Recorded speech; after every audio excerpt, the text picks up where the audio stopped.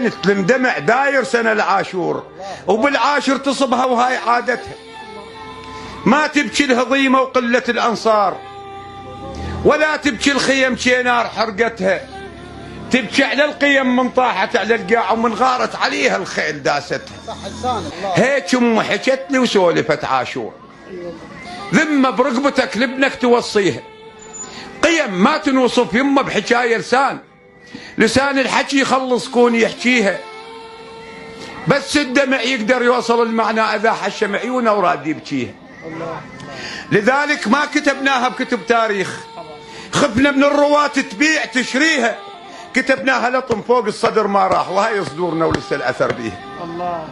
وربك ما رضى ينزلها بالقرآن سورة كربلاء وقرآن يطريها خوفا من الحذف، لو تنسب للغير وبالتأويل خاف يتيه قارئها، خطاها رسم صورة على وجه الكون، ورفعها بكف ملك ويصلي عليها، رسم قبة ومنارة ورقصة طويريج ومواكب للعزاء وجدام تمشيها. أحسنت.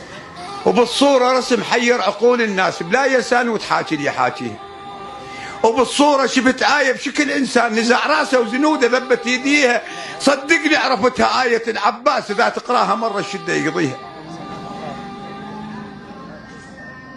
وبعيون الدمع شفت وقريت هواي بعين الدمعة، وبعيون الدمع شفت وقريت هواي معاجز كربلاء وبان فحواها.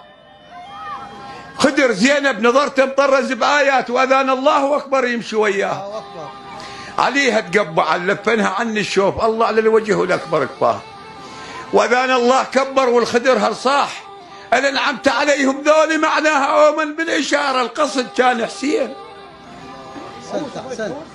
الفدا بيت على دينه وروح ضحاها، وشهادة من الحمد ألنتها على إشهاد، وضح معنى الصراط وبان مسراها. ما نقرأ الصراط بصيغة المجهول، الصراط حسين رب اهديني نقراها. والسلام عليكم. طيب الله انفاسك يا ابو حسين.